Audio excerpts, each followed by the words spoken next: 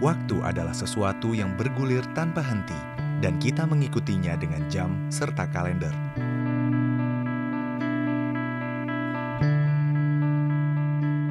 Namun kita tidak bisa mengamatinya dengan mikroskop atau bereksperimen dengannya. Waktu diwakili oleh perubahan seperti pergerakan bulan mengelilingi bumi. Sejarah pencatatan waktu termasuk baru dalam perjalanan peradaban manusia dan baru timbul antara 5.000 atau 6.000 tahun lalu. Diduga kegiatan ini dimulai di kawasan Timur Tengah dan Afrika Utara. Berbagai artefak dari era Paleolitik menunjukkan bahwa pada sekitar 6.000 tahun lalu, bulan digunakan sebagai penanda waktu.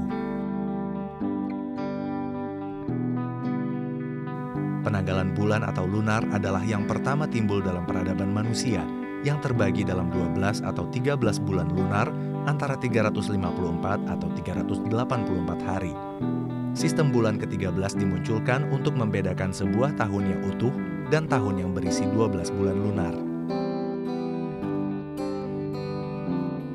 Reformasi Julius Caesar pada tahun 45 sebelum Masehi menempatkan dunia Romawi pada sistem kalender matahari atau kalender Julian. Sistem ini memiliki kelemahan dalam interpolasi, sehingga pengaruh bulan dan matahari membuat setiap tahun lebih pendek sekitar 11 menit. Paus Gregorius ke-13 mengoreksinya pada 1582, sehingga penanggalan Gregorian kemudian mulai diadopsi oleh berbagai negara dalam perjalanan beberapa abad. Sistem itu kemudian menjadi penanggalan yang paling umum digunakan di seluruh dunia hingga sekarang.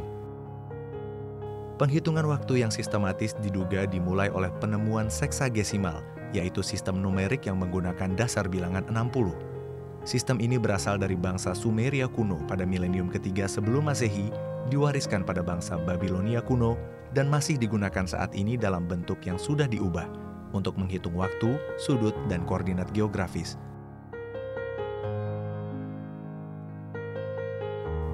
Bilangan 60 dikatakan sangat komposit karena memiliki 12 faktor, sehingga memungkinkan penyederhanaan pembagian menggunakan angka-angka dalam sistem seksagesimal.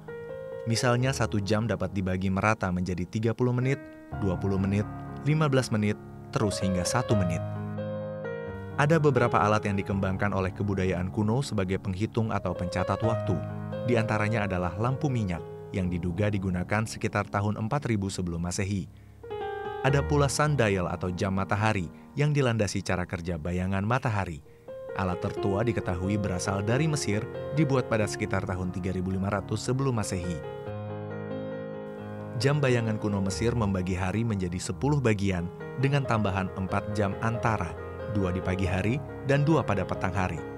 Tiang obelisk juga berfungsi sama dengan jam matahari untuk menentukan pagi atau sore hari, selain juga titik puncak musim panas atau musim dingin. Jam pasir adalah pengukur waktu yang masih cukup dikenal hingga kini. Ia mengukur berlalunya satuan waktu dalam menit atau jam melalui perpindahan pasir dalam 2 tabung kaca dari sisi atas ke bawah. Jam pasir pertama muncul dalam karya fresko tahun 1338 karya Ambrogio Lorenzetti. Seiring majunya peradaban manusia, alat-alat pengukur dan pencatat waktu pun mengalami perkembangan pesat. Temuan-temuan mekanisme dan teknologi permesinan membuat generasi baru penghitung waktu semakin canggih dan akurat.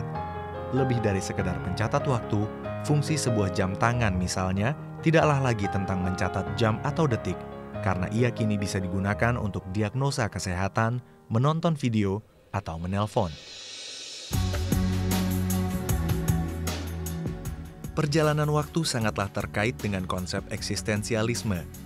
Menurut teori umum relativitas, alam semesta timbul karena sebuah ledakan besar sekitar 13,7 miliar tahun lalu. Sebelumnya, segala zat terpampat dalam sebuah titik yang sangat kecil. Titik itu kemudian terpecah menjadi matahari, bumi, dan bulan, materi galaksi yang menyampaikan perjalanan waktu pada manusia. Maka menurut teori umum relativitas, sebelum ledakan besar, tidak ada keberadaan atau waktu. Ada 2 cara pandang berbeda tentang waktu yang sering diangkat oleh para filsuf.